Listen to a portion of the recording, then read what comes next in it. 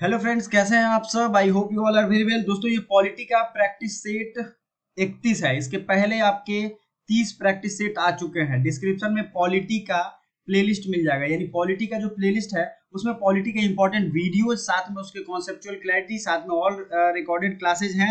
उसके अलावे आपको 30 प्रैक्टिस सेट भी हैं। जल्दी से लगा लीजिए क्योंकि एग्जाम में टाइम नहीं है। टाइम वेस्ट किए बिना आगे बढ़ते हैं। पहला क्वेश्चन आपने देख लिया होगा, the only president of India who was elected unopposed. Her question के लिए आपको 3 सेकंड टाइम दिया जाएगा, ये आपको पहले से भी पता है।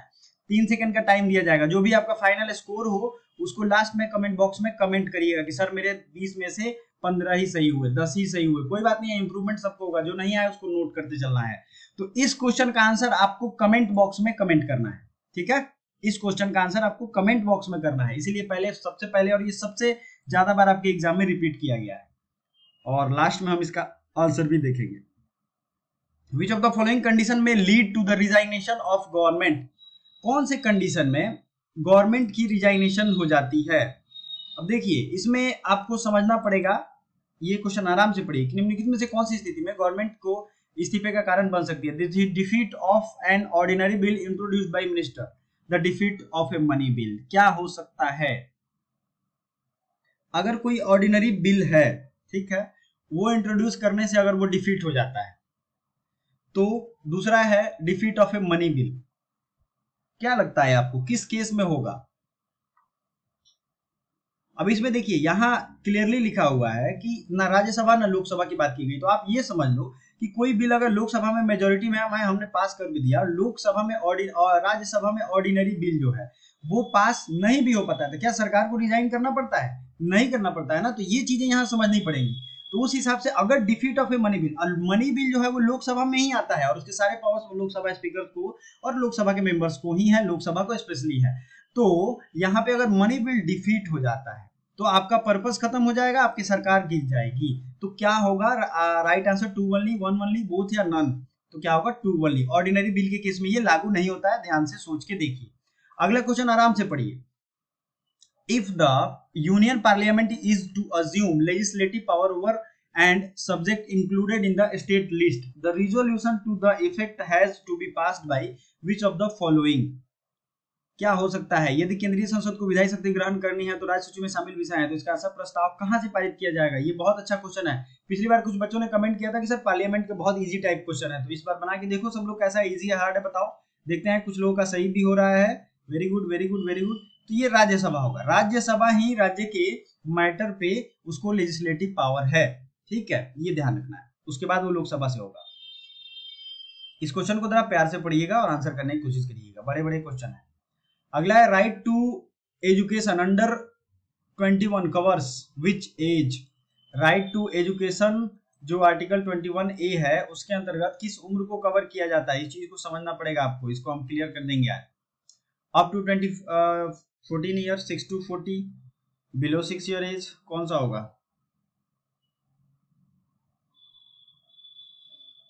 तो ये 6 to 14 ईयर होता है। बिलो 6 में आता है directive principle of state policy, ठीक है। ये आर्टिकल 45 में डायरेक्टिव प्रिंसिपल में बिलो 6 ईयर आ जाता है, ठीक है। 6 to 14 आता है फंडामेंटल राइट में, और ए फंडामेंटल ड्यूटी जो है ये हो गया अप टू 14 ईयर एज। ये आपको क्लियर होना चाहिए कौन किस में है, ठीक है, फंडामेंटल राइट में कौन है।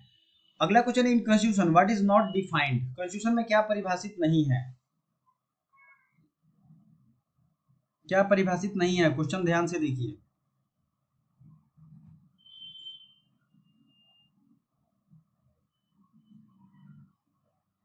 क्या परिभाषित नहीं है बताइए। माइनॉरिटी। माइनॉरिटी का कोई भी परिभाषा इसमें नहीं दिया गया है हमारे कॉन्स्टिट्यूशन में, ना रिलीजियस ना लिंग्विस्टिक, ठीक है। माइनॉरिटी शब्द को डिफाइन नहीं किया गया। इस क्वेश्चन पूछने का ये अंतर है, ठीक है। चलिए, बहुत लोगों की गलती हो रहे हैं, मैं देख रहा हूँ। Which one of the following statements about money bill is not correct. धन विधेयक के बारे में निम्नलिखित में से कौन सा कथन सही नहीं है। चलिए आराम से इसके ऑप्शन पढ़िए। इसके लिए मैं 5-6 सेकंड का टाइम दूंगा। देख लिया धन विधेयक के बारे में। अब ऑप्शन देख लीजिए, चारों ऑप्शन आपके सामने हैं। The president cannot return a bill to Lok Sabha for reconsideration. The Rajya Sabha must return a bill within passed by Lok Sabha and sent it to consideration within 14 days. A money bill can't be tabled in either house of parliament.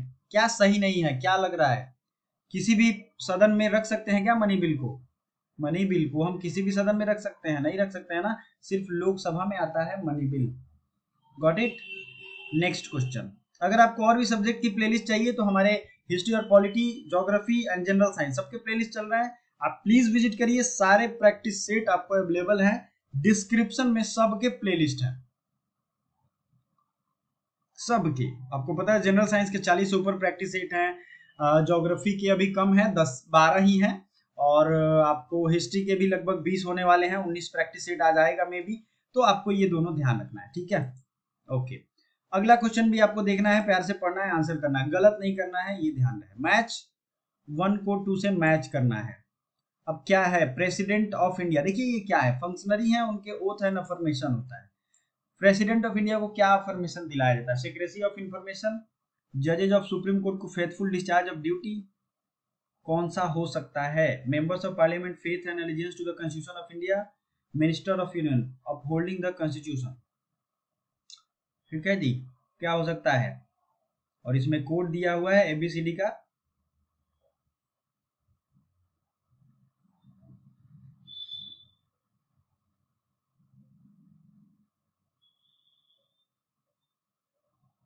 चलिए कोई एक clue पकड़िए, उससे ये बन जाएगा। यहाँ अगर एबीसीडी है, ये एबीसीडी मान लीजिए इसको, ठीक है, तो क्या होगा? ए के सामने 4 3 2 1 होगा क्या? देख लीजिए, ए के सामने 4 आ रहा है। ए प्रेसिडेंट ऑफ इंडिया को 4, upholding the constitution and law codes, ऐसा हो सकता है क्या? लॉ कोड्स के बारे में सुप्रीम कोर्ट ही ना होगा, तो बी का हमें ज्यादा अच्छा लग रहा है 4, बी मतलब बी में 4 किस में है? तो यहाँ भी है और यहाँ भी है, इन्हीं दोनों में से हो सकता है, ये ध्यान रहे। एक हमने पकड़ लिया तो ऐसे क्वेश्चन हम बना सकते हैं। फिर अगला देखते हैं, मेंबर्स ऑफ पार्लियामेंट। तो मेंबर्स ऑफ पार्लियामेंट को faith and allegiance to the constitution of India, ये आई थिंक होना चाहिए। तो यहाँ पे या तो तीसरे में 1 होगा या 2 होगा, यही ना है? तो देखिए इसका क्या है, या तो 1 होगा या 2 होगा तीसरे नंबर पे। फेथफुल डिस्चार्ज ऑफ ड्यूटीज, ये आई थिंक डी का होता है, तो हम लोग 1 मान लेते हैं, सीक्रेसी ऑफ इंफॉर्मेशन। ठीक है, सी में जो मेंबर ऑफ पार्लियामेंट है उनको सीक्रेसी ऑफ इंफॉर्मेशन रखना होता है, तो ये हो गया 3 4 1 2। इट मीन्स कि ये सबसे ज्यादा हमें सही लग रहा है। फिर भी आप आराम से पढ़ो, और अगर कुछ डाउट लगता है तो हमें जरूर आप कंसल्ट कर सकते हो, क्योंकि मैंने आज क्वेश्चन के लेवल थोड़े टफ रखे हैं आपके लिए, क्योंकि पिछली बार थोड़ा ज्यादा इजी था और काफी लोग कह रहे थे। तो प्लीज आंसर करेक्टली स्क्रीनशॉट लेके रख लो, हो सकता है कंफ्यूजन हो, मैं कंफ्यूजन को दूर करने के लिए रेडी हूँ। आगे बढ़ते हैं। Who among the following was the first speaker of the लोक सभा? इजी क्वेश्चन है, पिछली बार भी हमने किया है ऐसे क्वेश्चन। बताइए कौन है? जीवी मावलंकर, गांधी टोपी पहन के सबसे पहले ये लोकसभा में इन्होंने उसके पहले अध्यक्ष की स्वीकार्यता की थी। अगला है 9वां question, in which of the following houses the chairperson is not the member of other house? कौन हो सकता है जो उसका चेयरपर्सन होता है वो उस सदन का सदस्य नहीं होता है? Rajya Sabha, legislative assembly, legislative council, और इसमें कौन होगा बताइए? चेयरपर्सन कौन होता है? जैसे राज्यसभा के जो चेयरपर्सन होते हैं उपराष्ट्रपति होते हैं, वो सदन के थोड़ी ना होते हैं, है ना? तो ये आपको याद रखना है। आगे देखते हैं, in which of the following regarding the Rajya Sabha is correct? Rajya Sabha के संबंध में लिखने से कौन सा सही है? राज्यसभा के बारे में कौन सा? It is not subject to dissolution, it has a term of 6 year, दोनों सही है। अब यहाँ है कि it is a term of 6 year, ये तो सही है। It is not subject to dissolution, ये भी सही है। अगला 1/3 of its member retire every 2 years, ये भी सही है। Its member shall be not less than 25 years of age. अब देखिए राज्यसभा में क्या है, 30 ईयर्स है, ये याद रखना, ये लोकसभा का एज है। अब इसमें कौन सा करेक्ट हो सकता है? 1 2 3 तो हमें सही लग रहा है भाई, 1 2 3 इसमें है, सी में, तो ये सी राइट आंसर होगा। क्वेश्चन अब इस तरीके के आ रहा है इसलिए मैंने इसको रखा।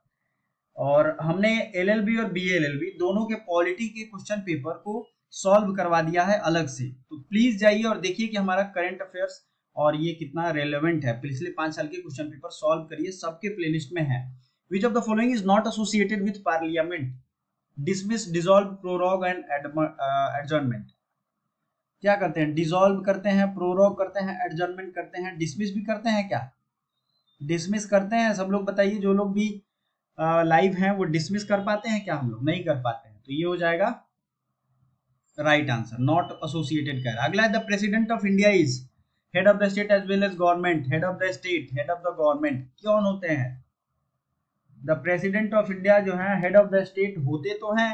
अब इसमें कंफ्यूजन होगा कि गवर्नमेंट के भी हेड होते हैं क्या। अब देखिए गवर्नमेंट के जो हेड होते हैं वो पीएम होते हैं, ये मान के चलिए आप, ठीक है। तो यहाँ पे सबसे ज्यादा सही ये है, बट ये ऑप्शन नहीं होता तो ये भी हम मार सकते थे।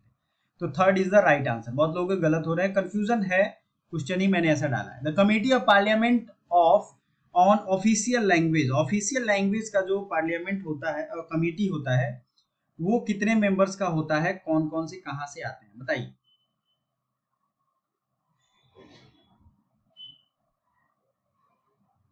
कमेटी ऑफ ऑफिशियल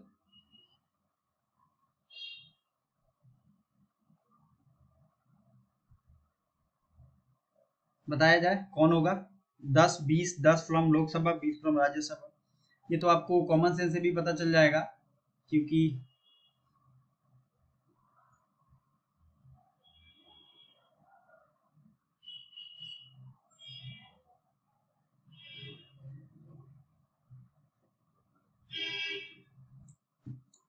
तो चलिए इसका राइट आंसर काफी कम लोगों का है, 20 और 10 होते हैं ratio, 20 Lok Sabha 10 Rajya Sabha, B is the right answer. आगे बढ़ते हैं। Consider the following condition which debar any eligible citizen from contesting the presidential election. निम्नलिखित में से विचार करें कि शर्तें जो किसी नागरिक को राष्ट्रपति का चुनाव लड़ने से रोकती हैं। अब इसमें क्या हो सकता है, president shall not be a member of either house of parliament और of a house of legislature of any state. The president shall not hold any office of profit, ये सही है। तो इसमें पूछ रहा है कि निम्नलिखित पर विचार करें, शर्तें जो किसी भी पात्र नागरिक को राष्ट्रपति चुनाव से रोकती हैं। अगर वो इस पे है तो उसको रोकेंगी, ये भी होगा।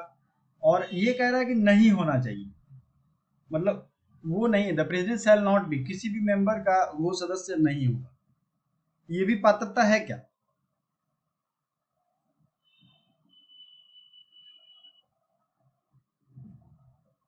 अगर ये हम फॉलो करते हैं तो ये तो उसके अगेंस्ट में है, तो ये भी नहीं होगा, ये भी नहीं होगा। तो I think 4 is the right answer.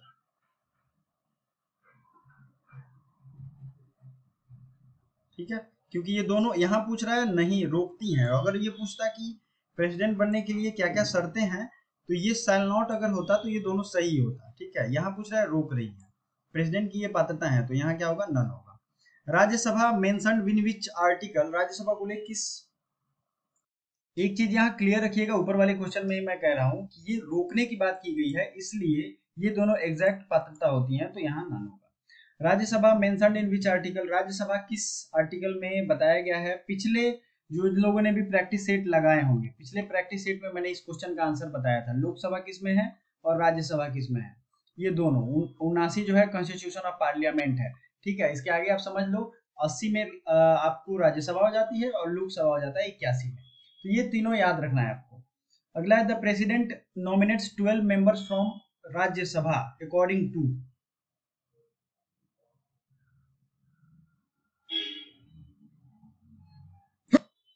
their performance as office bearers of cultural societies, recommendation made by vice president, role played in political setup in the country, their distinction in the field of science, art, literature and social service। कौन सा सबसे ज्यादा सही लग रहा है। President किसको मनोनीत करते हैं, 12 लोग जो राज्यसभा में जाते हैं वो इन्हीं को देख के ना, आर्ट से, सोशल सर्विस से, लिटरेचर से, वो स्पेशली इनका नाता हो। The power of the supreme court of India to decide disputes between the centre and the states, ये किस जुरिस्डिक्शन में आता है। सर्वोच्च न्यायालय का जो मामला है केंद्र और राज्यों के बीच में, जो कई बार डिस्प्यूट हो जाते हैं, ये ओरिजिनल या एडवाइजरी या कॉन्स्टिट्यूशनल या अपीलेट जुरिस्डिक्शन। ये अच्छा क्वेश्चन है, इसको याद रखिएगा। ये आता है ओरिजिनल जुरिस्डिक्शन में, ओरिजिनल सुप्रीम कोर्ट का यही काम है। एक तरीके से समझने के लिए, याद करने के लिए लिख लो। The system of judicial review exist in UK, USA, India and USA. कौन सा राइट आंसर है। जुडिशियल रिव्यू पता है कहां से लिया गया, यूएसए से ही लिया गया, और यूएसए इंडिया में ही है। ठीक है। The prime minister of India submits his resignation to the president, it will mean, prime minister अगर रिजाइन कर देते हैं तो इसका मीनिंग क्या होगा। 4 ऑप्शन है, इसका आंसर आपको कमेंट बॉक्स में कमेंट करके बताना है, ये चारों ऑप्शन में से कौन सा सही होगा। अगर वो रिजाइन करते हैं तो इसका मीनिंग क्या समझा जाएगा। थोड़ा सा हार्ड है, इसलिए थोड़ा मेहनत करो, एग्जाम पास है।